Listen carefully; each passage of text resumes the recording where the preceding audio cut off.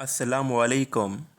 Today we are discussing about the antibiotics classification. Antibiotics है क्या और इनकी क्लासिफिकेशन क्या है? डू यू नो ये जो जेंटामाइसिन है, स्ट्रेप्टोमाइसिन है, ये किस क्लास में आती है? इनका मैकेनिज्म ऑफ एक्शन क्या है? या आपको आइडिया है कि क्विनोलोन्स किस तरीके से बैक्टीरिया को किल करती है? या पेनिसिलिन का मैकेनिज्म ऑफ एक्शन क्या है? तो जुड़े रहिए इस वीडियो के साथ। जैसे कि एंटीबायोटिक्स नाम से पता चला है, ऐसी चीज़ें जो बैक्टीरिया को मारे या उसकी ग्रोथ को इनहिबिट करे। तो ऐसी एंटीबायोटिक्स जो बैक्टीरिया को मारती है उनको हम कहते हैं बैक्टीरियोसीडल एंटीबायोटिक्स, और ऐसी एंटीबायोटिक्स जो बैक्टीरिया की ग्रोथ को इनहिबिट करती है, उनको ग्रो करने से, रिप्रोडक्शन करने से रोकती है, उनको हम कहते हैं बैक्टीरियोस्टैटिक्स। तो आइए वन बाय वन हर चीज़ को समझते हैं। सबसे पहले बैक्टीरिया के स्ट्रक्चर के बारे में थोड़ा आपको समझाना चाहता हूँ। बैक्टीरिया के पास सेल वॉल होती है पेप्टाइडोग्लाइकेन की, उसके बाद सेल मेम्ब्रेन होती है, इसके बाद राइबोसोम्स और जितने भी सेल ऑर्गेनेल्स काम के इसके होते हैं वो सारी चीज़ें होती हैं। पर कुछ चीज़ें नहीं होती जो हमारे यूकैरियोटिक सेल में होती। प्रोकैरियोटिक सेल में मोस्टली राइबोसोम्स वगैरह, मीसोसोम्स वगैरह ये सारी चीज़ें होती हैं। इसके साथ साथ उसके पास डीएनए का मॉलिक्यूल होता है। सही है। अब आते हैं वन बाय वन। अगर कोई भी एंटीबायोटिक जो सेल वॉल को बनाने से रोके, उनको हम लोग कहते हैं, उनकी क्लासिफिकेशन में आता है सेल वॉल इनहिबिटर्स, जिनके एग्जाम्पल्स हैं पेनिसिलिन और सेफेलोस्पोरिन्स।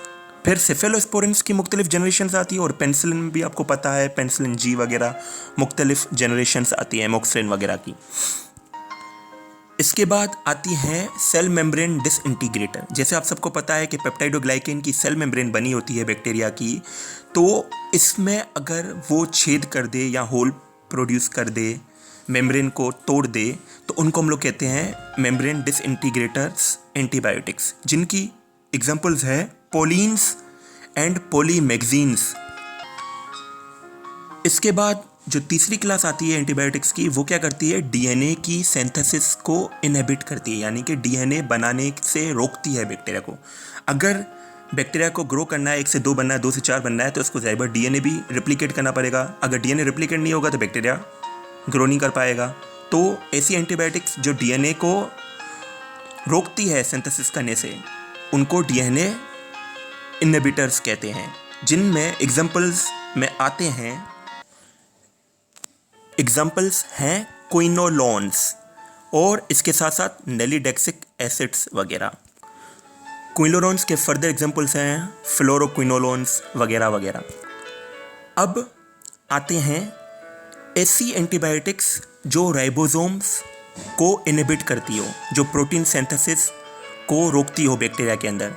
अब राइबोसोम्स 30 चेन के भी होते हैं, सब यूनिट्स के होते हैं, और 50 चेन सब यूनिट्स के होते हैं बैक्टीरिया के अंदर। तो जो एंटीबायोटिक्स 50 चेन सब यूनिट्स को इनहिबिट करती है, राइबोसोम को काम करने से रोकती है, क्योंकि ribosome is a protein factory, तो उनको हम लोग कहते हैं प्रोटीन इनहिबिटर्स 50 चेन सब यूनिट्स, जिसके एग्जाम्पल्स हैं मैक्रोलिड्स। मैक्रोलिड्स के एग्जाम्पल्स में आते हैं इरिथ्रोमाइसिन और एजिथ्रोमाइसिन वगैरह, ये जो ड्रग्स होती हैं। और जो दूसरी क्लास आती है 50 सब यूनिट्स इनहिबिटर्स में, वो आती है क्लोरामफेनिकोल, और दूसरा इसका एग्जाम्पल इसके साथ ही आता है फ्लोरामफेनिकोल। ये जो 2 टाइप की ड्रग्स है ना, ये भी 50 सब यूनिट्स को इनहिबिट करती है।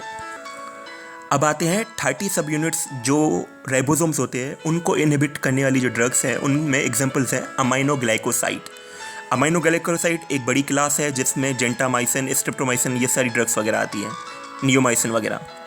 और जो दूसरी क्लास 30 चेन सब यूनिट इनहिबिटर में आती है, वो है टेट्रासाइक्लिन की। टेट्रासाइक्लिन में ऑक्सीटेट्रासाइक्लिन, डॉक्सीसाइक्लिन वगैरह जितनी भी ड्रग्स हैं, टेट्रासाइक्लिन ये भी प्रोटीन इनहिबिटर है। एक यहाँ पर ज़ेरे गौर बात आपको रखनी होगी, वो ये कि ये जितने भी प्रोटीन इनहिबिटर्स है, ये बैक्टीरियोस्टैटिक है। ये बैक्टीरिया को ग्रो करने से रोकते हैं, क्योंकि प्रोटीन नहीं बनेगा तो बैक्टीरिया ग्रो नहीं कर पाएगा। डीएनए में या बैक्टीरिया के अंदर जो प्रोटीन सिंथेसिस में मैसेंजर आरएनए को यूज़ करता है राइबोसोम, इस मैसेंजर आरएनए को इनहिबिट करने के लिए भी कुछ ड्रग्स आती है क्लास की, जिसको बोलते हैं राइफोमाइसिन। अब आते हैं एंटीफोलेट्स की तरफ, जो आखिरी क्लास है एंटीबायोटिक्स की।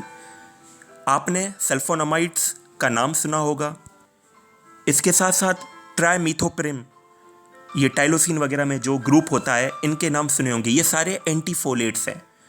जैसे कि एक चीज़ होती है पाबा, पैरा अमाइनो बेंजोइक एसिड। ये क्या होती है? Precursor of the folic acid. इसी से ही बैक्टीरिया अपना फोलिक एसिड बनाता है। अब ये ड्रग्स क्या करती हैं? सल्फोनामाइड्स और ट्राइमीथोप्रिम वाली क्लास वाली ड्रग्स जितनी भी हैं, ये क्या करती हैं? पाबा को कन्वर्ट होने से रोकती है फोलिक एसिड में, और फोलिक एसिड ही बैक्टीरिया यूटिलाइज करता है इसको एडेनिन और थाइमिन को बनाने में। अगर एडेनिन और थाइमिन नहीं बनेंगे तो फिर डीएनए प्रॉपर नहीं बन पाएगा।